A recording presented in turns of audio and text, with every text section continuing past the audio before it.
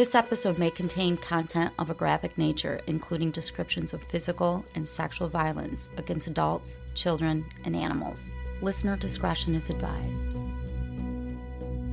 Hi everyone, I'm Talia. And I'm Tanya. And together we are Crimes and Consequences, a true crime podcast.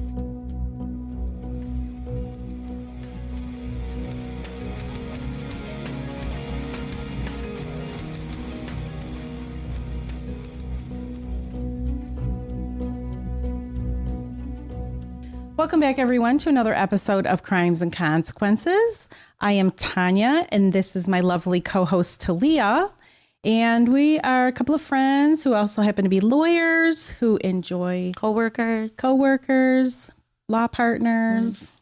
We enjoy talking about true crime, and that's how this podcast started. So before I get into the episode today, I would just like to remind everyone to hit the subscribe, like, follow button, whatever you have. Whatever. And I would like to thank True Crime Daily for hosting us. Yes. So today is really a terrible story, just like all of our other episodes.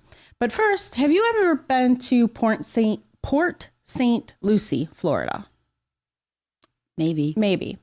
Well, it's not really a town that was initially geared toward like young people or teenagers. Where's it at in Florida?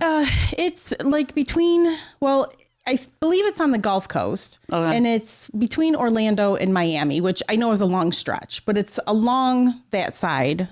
So the eastern side. I had a place in Fort Myers. Yeah. I don't know. So it was mostly, geared toward retirees. A lot of people in Michigan were from Michigan. A lot of people in Michigan go to Florida to spend the winters. We call them snowbirds. But it is the biggest city between Orlando and Miami. There's not a whole lot to do, though. It's kind of like just... It's not on the water? No, I don't believe it's on the water. Port? Yeah. So there's not a whole lot to do. I mean, it's not geared toward like tourists and things like that. The New York Mets hold their spring training camps there. Okay. And they are also known for growing marijuana. Oh. Okay. So over the years, pot dealers from Miami would buy vacant houses in Port St. Lucie and use them as grow facilities. Okay. Due to this, more than a third of the population is younger than 24 years old. So, I thought it was an older population. Yeah, that's what it was meant to be. Oh. But, So teenagers are literally just running around. And in 2011... I'm going to tell you a story about the Hadley family and Tyler Hadley. Tyler Hadley was 17 years old in 2011. His parents were Blake and Mary Jo Hadley, and he was the younger of two boys. Mary Jo was an elementary school teacher at the local school where she'd been teaching for about 20 years. His father, Blake, worked in a plant as an operator for Florida Power and Light. And the Hadleys were very family-oriented. And they actually originally were from Pennsylvania, and they moved to Florida to be closer to Blake's parents as they got older, and his parents lived in Fort Lauderdale. Tyler was described by family members as loving, but he was a bit withdrawn. He kept to himself. He was depressed. He suffered from anxiety. He had low self-esteem, and he did struggle with an eating disorder, bulimia. Oh, that's strange. It's unusual for a boy, right? As a younger boy, he was quick to quit sports and projects and hobbies because he just felt like he wasn't good enough at them. So he would just give up instead of trying to really work at it and get better. By the time he was 10, he was being treated by doctors for a slew of things, including acne and depression. At 10? At 10. As he's moving into his teen years, Tyler was going down the path of just being a troublemaker. He was doing stuff like vandalizing public bathrooms, painting cars. So I'm thinking he's spray painting cars. He's just being a teen. Yeah, he would steal yard decorations. He set small fires. Oh. He would break windows. So a lot of vandalizing going on. Okay.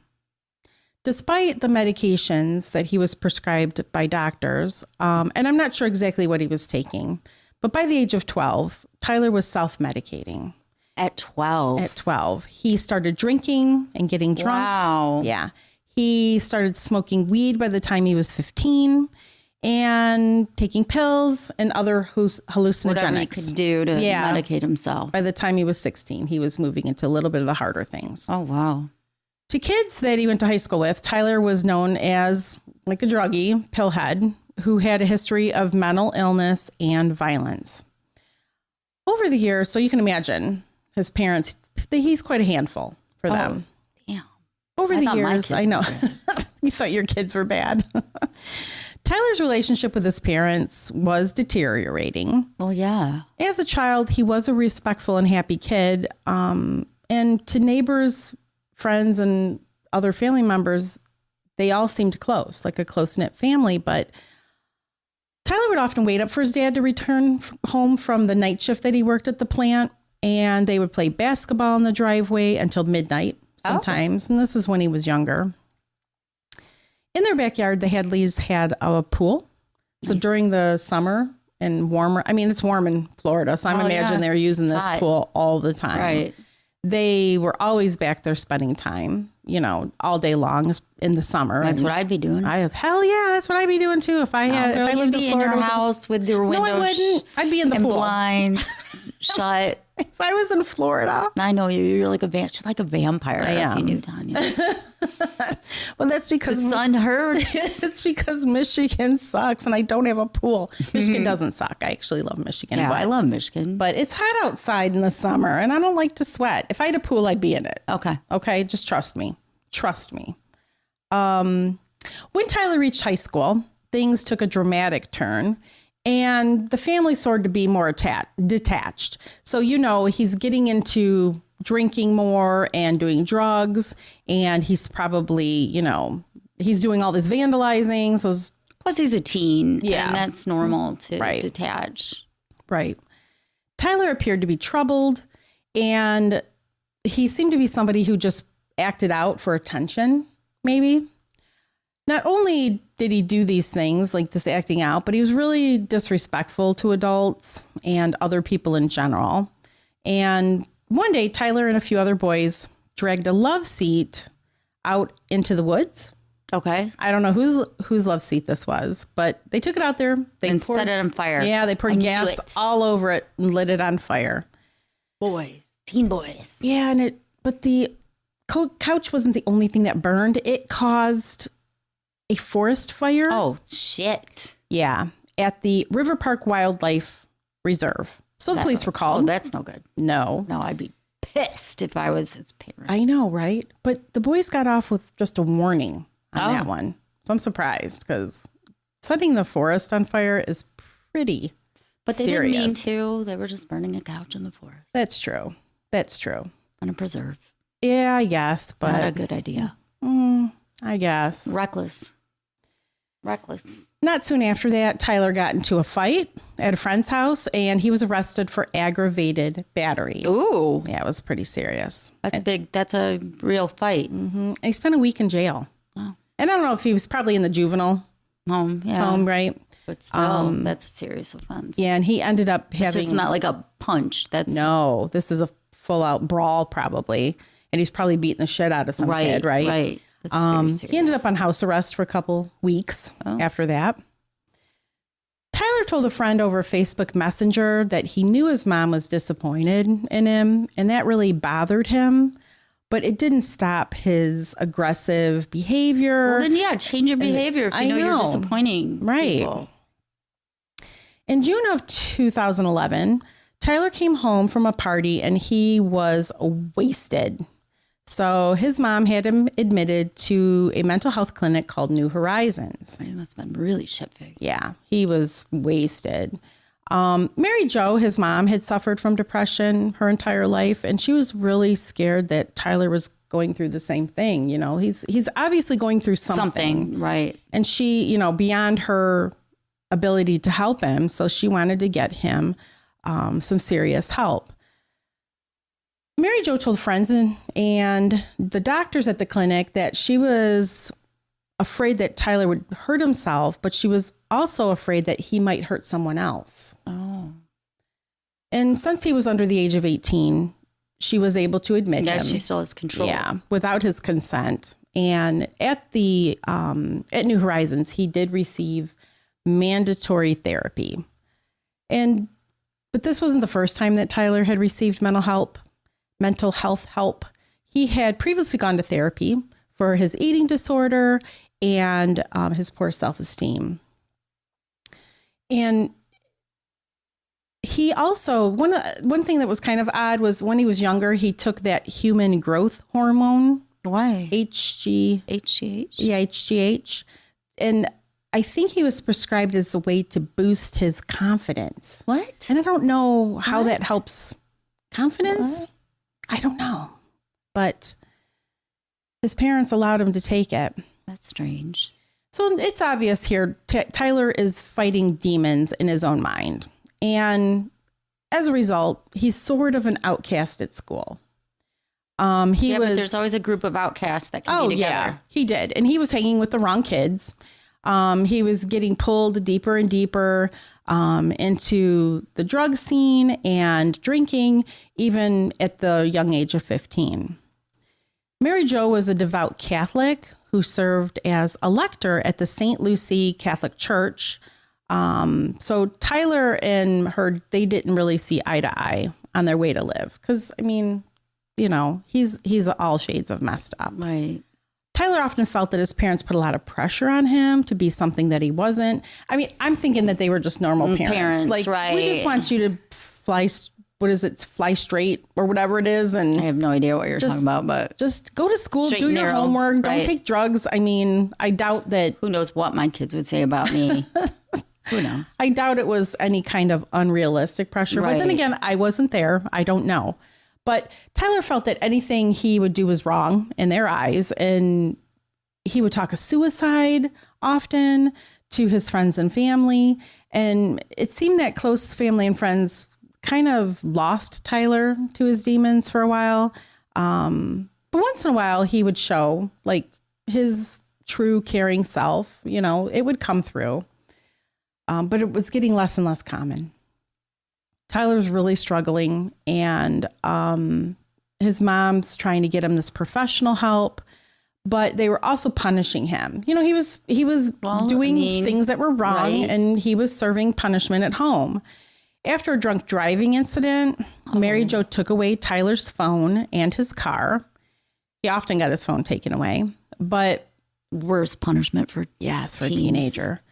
But it didn't mean, even though he didn't have his phone, that didn't mean that he wasn't still communicating with friends on Facebook and sneaking out of his house. On July 16th, 2011, everything changed for this family. That morning, Tyler had made a plan. 17-year-old Tyler, he wanted to throw a house party. With Tyler kind of being an outcast and with all the trouble he'd been getting into recently, there was no way that his parents were going to allow him to have a party. Hell no. Hell to the no. About 1:15 that afternoon, Tyler made a post on Facebook saying that he was going to be having a party at his crib, quote unquote, at 8 p.m. and then ... maybe. What's that mean? No. Maybe. Maybe. Some of Tyler's childhood friends knew that he had been getting into a lot of trouble with his parents, so they were skeptical when Tyler posted this on Facebook. How are you going to have a party, dude? Right. With your parents. And one of them even said, like, in the Facebook post, said something like, they didn't say how. Like, how are you going to have this party because you're being punished all the time? But Tyler's response to whatever was posted was, I'm working on it. That doesn't sound. No. By 8:15, this party was on, and Tyler posted again on Facebook, this time saying to hit him up and to come. Multiple friends would message Tyler just in shock because they were worried, like, what if your parents come home? Because he's like saying, my parents aren't home. Yeah. And he's like, don't worry, they're not going to come home. Okay. It's all good. Okay. So by 11:30 that night on July 16th, there were over 60 teenagers at the Hadley house. And most of them didn't even know Tyler personally. Like, right. Kids just started showing up. Right. I mean, you hear there's a party. Let's go. the party was starting to just get out of control, too. I mean, 60 is a lot of people. 60 is a lot. I don't even know kids. 60 people. Kids were going through cabinets looking for food, and they were forming groups on the front lawn, smoking, throwing cans into the street. It was just chaos. And at this point, Tyler was getting worried about the noise level because he didn't want the neighbors to call the police and have the police showed up. So he asked all the party goers to just stay inside. And he's like, I don't care if you smoke inside the house, it's cool. But the house became trashed. Bottles were shattered on the floor. Drinks were spilled. Cigarettes were put out just on all surfaces. Kids were playing beer pong on the kitchen table. They were making out on the family couch.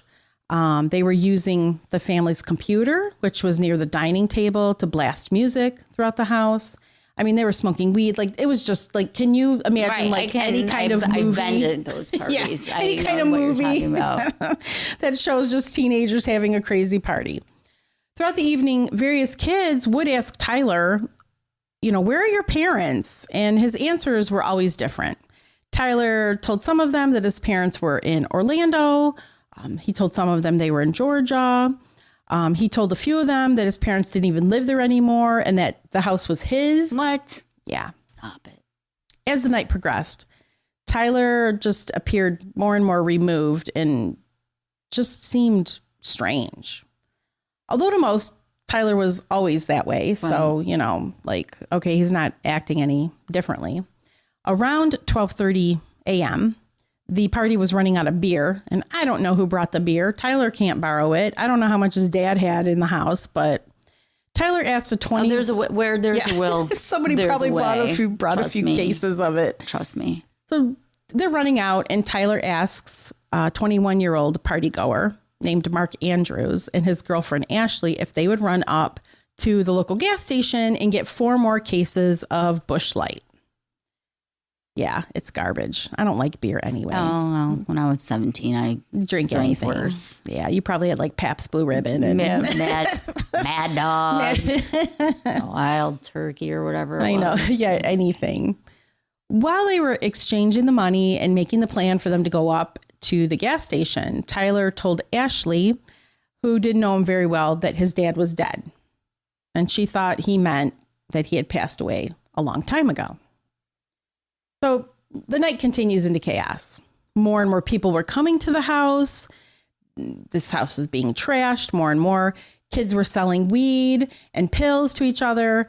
Others had vandalized some neighbors' property, like the neighboring properties. And by 1:15, Tyler had just lost all control of this party. I'm surprised the police weren't called earlier. I know. They do. They get called. But let me just tell you, pictures were knocked off the wall. Furniture was overturned. The house had just some kind of stench to it. It's probably beer, spilled beer. Yeah, puke. There's probably all kinds of stuff going on. And Tyler, who probably now is on the verge of just completely having a meltdown because he's lost control of this party, he asked his childhood best friend named Michael to step outside and get some air with him. Like, can you come with me on a walk? I need some fresh air. So Michael, he's overstimulated. Oh yeah, for sure. Michael would recall that for most of the party, Tyler sat alone and was just staring out into space. So they go outside, and on their walk, Tyler tells Michael that he had killed his parents earlier that day. Fuck? Michael's like, come on now. He doesn't believe it. But then his parents aren't at the house. So Michael quickly shuts it down, and they just continue walking. And Tyler said, no, really, I did. Take a look. Their cars are still in the driveway. And if they're not home, then why aren't their cars gone? Damn. So Michael still didn't believe him. And so Tyler took Michael back to the house and into the garage. Michael immediately saw a bloody shoe print. And he backed out of the garage and he backed into the garage and he shut the door. Tyler then took Michael to the master bedroom. Oh, no. Right away, Michael noticed traces of blood on the door handle and the door frame. And once Tyler unlocked and opened the door, because apparently the door was locked, both boys entered the room. The master bedroom was in complete disarray. There was a huge pile of random items piled high on the bed, things like dining room chairs and blood-soaked towels. Dining room chairs? There was dining room chairs. There was other furniture. There was like a mop that was used to clean up, like used Lysol wipes, like just filled with blood. Yeah, like it's all thrown into this room. Supplies. Yeah, all the cleaning stuff. And so underneath everything, on the bed? Looked, like on the floor. Oh. I mean, there's like on the bed is just furniture and stuff. And so Michael looks on the floor and he's looking and he sees Tyler's dad's leg, Blake's leg. For some reason, though, Michael didn't leave the party. Like he's like, oh, shit. And they leave the bedroom and Michael didn't leave the party right away. He stayed another 45 minutes drinking and smoking and even taking selfies with Tyler. And he said, I took selfies. He said, I took the selfies because I knew I was never going to see my friend again after this. So afterward, when Michael goes home, he does make a call to Crime Stoppers to report what happened. But it's like an hour later. It'd be all shades of fucked up. Oh my God, seriously. So you're probably wondering what happened. Yeah, exactly. I would like to know. Okay. So around 9:40 that day, the day before he killed his parents, Tyler got a Facebook message from a friend saying, hey, did you do it yet? Tyler had been threatening, saying like, I'm going to kill my parents, although nobody really believed him. But he gets this message, did you do it yet? Tyler writes back that he didn't do it yet. He called his mom, some names, saying that she deserved to die. Friend did or he did? He did. Tyler did. And Tyler told that friend that after he was going to kill his parents, he planned to throw a huge party. Like, this is his plan. So just before 5 p.m., Tyler took his parents' phones and he hid them. Then... This is the day of the murder? Yeah, this is the day of the murder. Then he took 3 hits of ecstasy. Oh, shit. He felt like I wouldn't be able to go through with it if I wasn't high. He listened to a song by Little Boosie called Feel Lucky to hype himself up. No idea. Before he went into the garage to look for a weapon. Tyler found a claw hammer. No. And then he went back into the house. A claw hammer. A claw hammer. Upon returning inside, his mom is in one of the bedrooms. She's sitting at a computer. She's not in the master bedroom. She's at a computer. He goes inside the house. He's got the hammer in his hand. I'm not sure where his dad was at the time, but he stares at his mom for like 5 minutes, just staring at her. And he's deciding what to do next. So then he goes up behind her. He raises the claw hammer above his head and he hits his mom in the back of the head. Mary Jo screamed out and she said, she turns around. She's like, why? And she's screaming. She's still alive. And Blake, Tyler's dad, he hears Mary Jo screaming and he comes running in to the room. He locks eyes with Tyler, because Mary Jo's now on the floor and he's hitting her. He's still hitting her. And he's like, why? Why are you doing this? What's going on? And Tyler responded, quote, why the fuck not? And then he attacks his dad with the hammer. I'm surprised his dad couldn't take him down. I know. I'm surprised too. He must have really caught him. But he was on 3 hits of ecstasy, so maybe he's got some super human strength. I mean, he was maybe like 6 foot and 160 pounds like Tyler was. So he was thin, and his dad wasn't like a thin guy. He's not like a huge guy, but I mean, I would think, but I don't know. I wasn't there. So when all was said and done, Mary Jo suffered 36 blows. 36 blows? Mostly to her head and 36 back. blows? 36. What the fuck? I know. And Blake suffered at least 39 blows. That's rage coming out. Oh, Yeah. And it was estimated that Tyler... They were mutilated. Oh, yeah. Because he only hit them like in their upper body, like head and probably their upper back.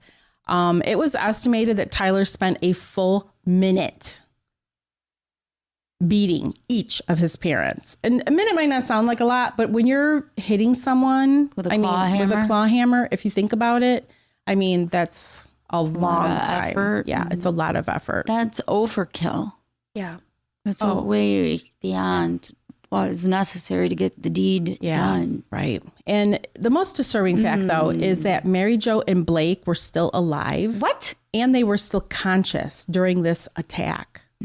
None of the hits they suffered killed them immediately, but they would die shortly thereafter due to their injuries. Wow. Probably due to blunt force trauma. Bleeding. Yeah. They were conscious enough, to know that their son was murdering them.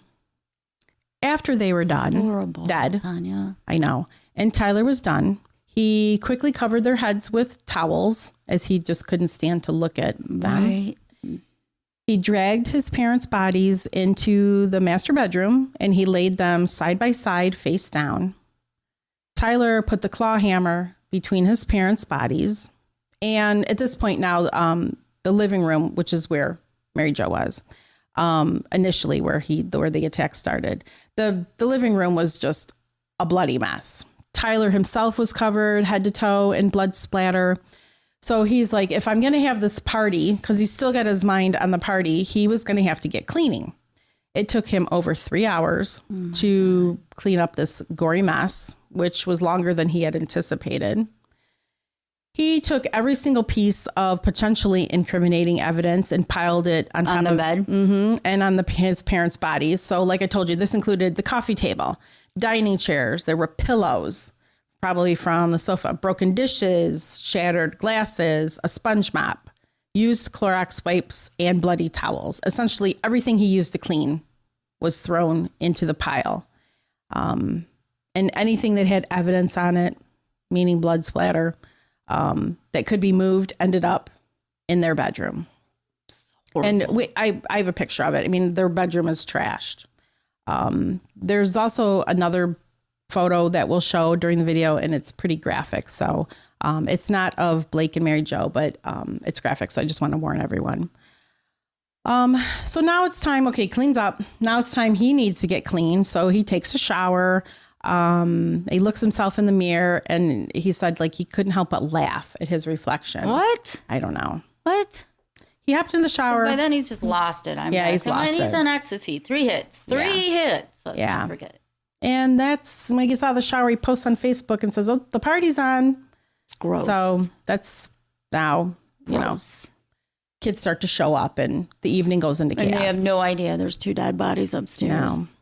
So let's go back a little bit to Tyler's confession to his friend Michael.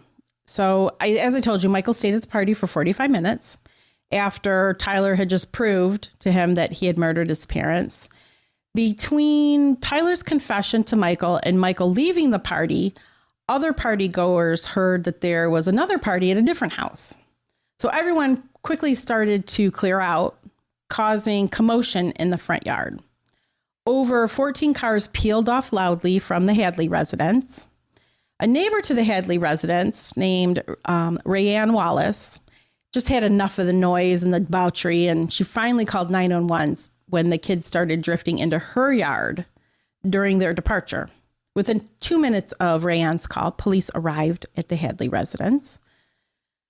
And due to the fact that most of the kids now had left and gone to the other party, there's only about 20 people left.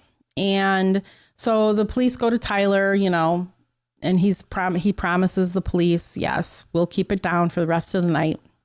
So police let him off without a warning, and they head back to their cruiser and they left.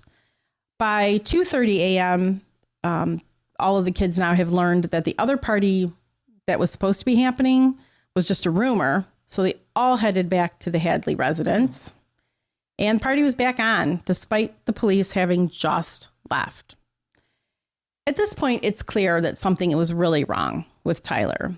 In other conversations with Michael and other partygoers at the time, Tyler mentioned suicide multiple times and even told Michael how he was going to do it.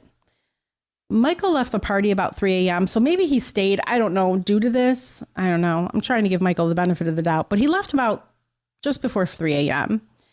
And when he left, he found some Percocet pills that Tyler planned to use to kill himself, and he hid them in a hall closet to prevent that. At 4:46 a.m., police were again dispatched. The party's still going on? The party is still going on. What the hell? Whew.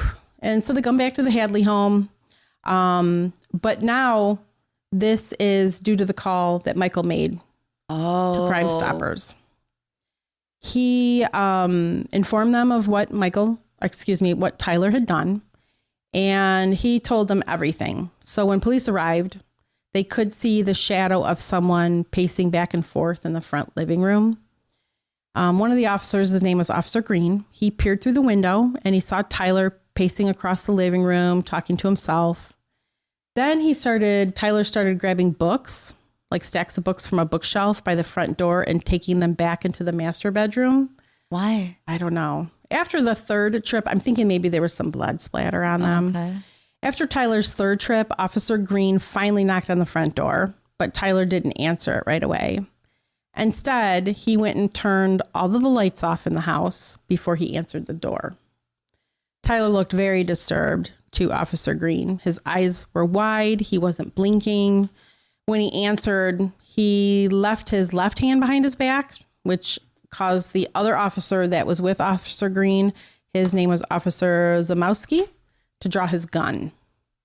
After being ordered to get on the ground, officer searched Tyler, his person, to ensure that he didn't have any weapons on him before they handcuffed him. Seemingly frantic and incoherent when police asked if any adults were home, Tyler responded no before saying to Officer Green that he knew he was going to Rock Road, which is where the county jail was. Okay. Upon entering the house, the police were met with just disorder, and it was just disgusting. Right. There were empty beer bottles, cans everywhere on the floor. Yeah. I already know. Pots and pans were all over the counter. Like I said, I've been to those parties. Yeah. Tyler's bedroom floor was covered in unrolled cigars. Oh. I don't know. So it's just tobacco? Yeah, I think it was tobacco. The furniture was overturned in Tyler's brother's bedroom. I'm not sure where the brother was. I was going to ask. I'm thinking he's college age, so he might have been somewhere else. They found the family dog locked in a closet, but this wasn't the worst. The police finally reached the master bedroom, and they immediately noticed the dried blood on the door frame. And because the door was locked, they had to force it open, and they just entered this room of horrors, right? Nearly 2,000 people attended Mary Jo and Blake's funeral. Wow. Michael became the state's star witness for the trial. And in 2014, Tyler entered a plea of no contest to 2 counts of first-degree murder with a weapon. He was convicted on those 2 counts of first-degree murder and sentenced to 2 consecutive life terms. So they weren't concurrent. They were to be served one after the other. And he didn't get death. Yeah. It's Florida. It's Florida. Because he was a minor at the time of the crime, the state did eventually have to reverse his sentence under new sentencing requirements. We know all about that. Can't sentence them to life. Right. They have to have a chance for parole. Mm-hmm. So 7 years after the murder of his parents in 2018, the now 25-year-old Tyler had a resentencing trial. Tyler was chained at the ankles and wrists, and he showed no emotion as the judge read his new sentence, and Tyler was again sentenced to life in prison. However, they were to be served at the same time, and by law, he'd be automatically allowed, like his case would be automatically reviewed for parole after 25 years. Yep. Florida's gone back and forth with that law. Yeah. And Alabama, too, because we have cases on that. Yeah, we have. And that federal cruel and unusual punishment, federal law. Oh, yeah, the cruel and unusual punishment, because they're minors. Mm-hmm. To this day, friends and family really struggle to understand the motivation behind Tyler's actions. You know, what, for a party? Like what? Yeah, like they just they don't understand. And very upsetting. Although he said some kind of messed up things. I mean, he said he was going to kill his parents. People never really thought he was capable of doing it, obviously. I mean, I would never think that about any of my friends. Yeah, but I'd also never say that. Yeah, I'm that's true. Kill my parents. That's true. No, yeah. It's not. The most common theory, though, revolves around two things: Tyler's drug and alcohol abuse and his mental health issues. Although I thought he was getting treated for his mental health issues. Doesn't mean he was getting treated properly. That's true. It was widely known by a circle of friends that Tyler held some resentment against his parents. So all teenagers. I know, for, punishing him and forcing him to go to the drug abuse program that, Trying to help him, yeah. Even when he did receive the mental help, though, he'd often lie and manipulate the doctors. So like you said, he might not even have been getting like proper treatment. He was prescribed antidepressant medication. He would mix that with various other pills, to get messed up. And when the police originally searched the house, they didn't find any pills other than 2 prescriptions for Tyler. About the Percocet. Yeah. So I'm not sure. He could have been buying them, though, right? He could have been buying anything. In a letter from jail, Tyler wrote to his grandparents, and he told them that he wished his doctors never put him on that one pill, he said, but he never specified what that one pill was. Probably an antidepressant of some sort. During his first trial in 2014, Kathleen Hyde, who was the mental health specialist who Tyler's team called to the defense as a defense witness, she stated that when he killed his parents, Tyler was in a major depressive episode. She said that this episode fueled intrusive thoughts about suicide and killing his parents. She told the court that there were various reasons leading to Tyler's homicidal thoughts, including obsessive thoughts, severe depression, and the inability to care for others. None of this, however. Sociopath? Yeah. What is that? And this was premeditated. Yeah, right. Exactly. This wasn't spontaneous. No. None of this, though, I think is able to justify what he did. But during his resentencing, Tyler's team pushed hard that Tyler was capable of rehabilitation. Even family members testified that Tyler understood his actions and should stay in prison. Despite listening to various testimonies, the judge ruled that whether or not Tyler was capable of rehabilitation was anyone's best guess. And he upheld, like I told you, those life sentences. The judge noted that Tyler had casually spoken about killing his parents for weeks leading up to the killing. And through a fucking party. Yeah, and through a party, right. And he even told people that he was waiting for his brother to move out before he did. So you're right. The brother was out. So he wasn't there, even though he still had a bedroom there. He maintained that the judge maintained that the crime was premeditated, like you said. And the fact that these were his parents and he killed them so personally, like you said, it was a rage. He was just in a rage. And it was just overkill. Yeah. Overkill. It wasn't done on impulse, and it was just done through hatred that was brewing against the 2 people that tried to help him the most. Since being in prison, Tyler has completed his GED, and he scored a 2100 on the SAT. Oh, he's smart. Yeah. He spends really smart. most of his days reading books like Harry Potter and anything by James Patterson. I do like James Patterson. Yeah, his books are really good.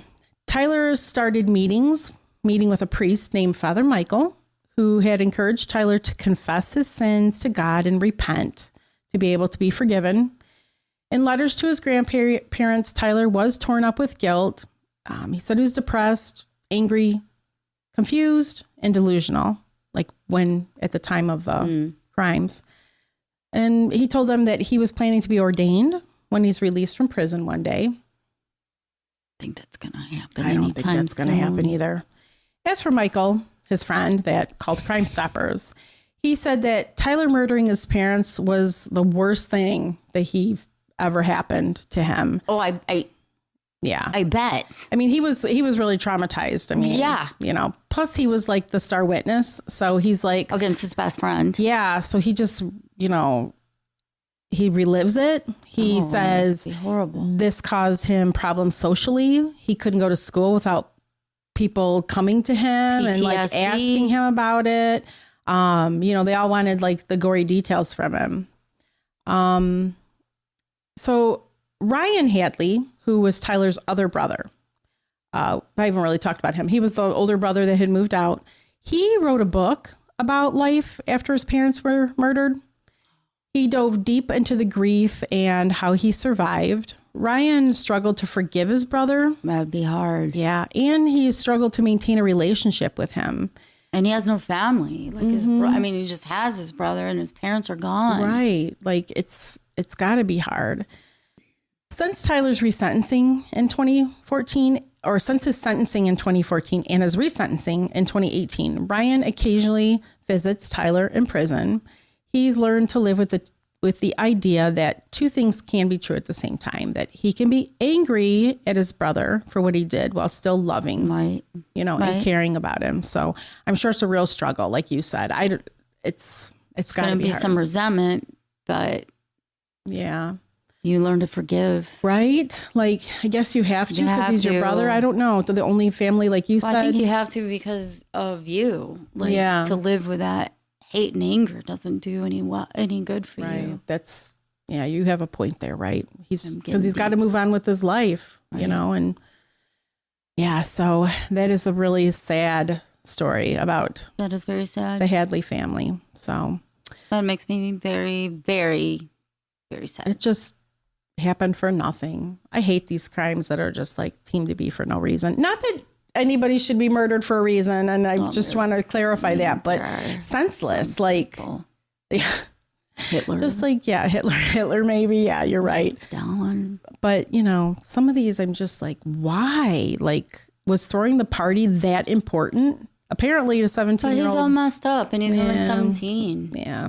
So, well, thank you, Talia. Wow. That was for listening. Very depressing. Yeah. Thank you, everyone, for listening to today's episode or watching.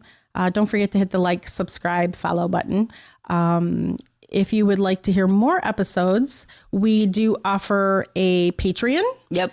It's patreon.com/TNT Crimes, where we release one extra episode that's not to the public. It's only to our subscribers. We love one a week. And we have to do shout outs to them. Yeah, we will have to do them soon. But we do them one a week, and we also release the weekly episode like this one to our subscribers. They get it early, and it is ad free. You can go to our website, crimesandconsequences.com. There's information about that. We also have merch, like the lovely shirt that Talia is wearing. Dead Inside. Dead Inside. It's got a little skeleton on it. Well, we're lawyers too, so that's part of the reason. It does help to be dead inside when you're an attorney. I mean, it's the only way sometimes to get the job done. Right. Sadly. And I think that's everything. Oh, you can also subscribe to those extra episodes on Apple Podcasts. Oh, yeah. On the app. Yeah. It's the same episodes that are on the Patreon. I think that's everything. So until our next episode. Don't kill each other. Bye.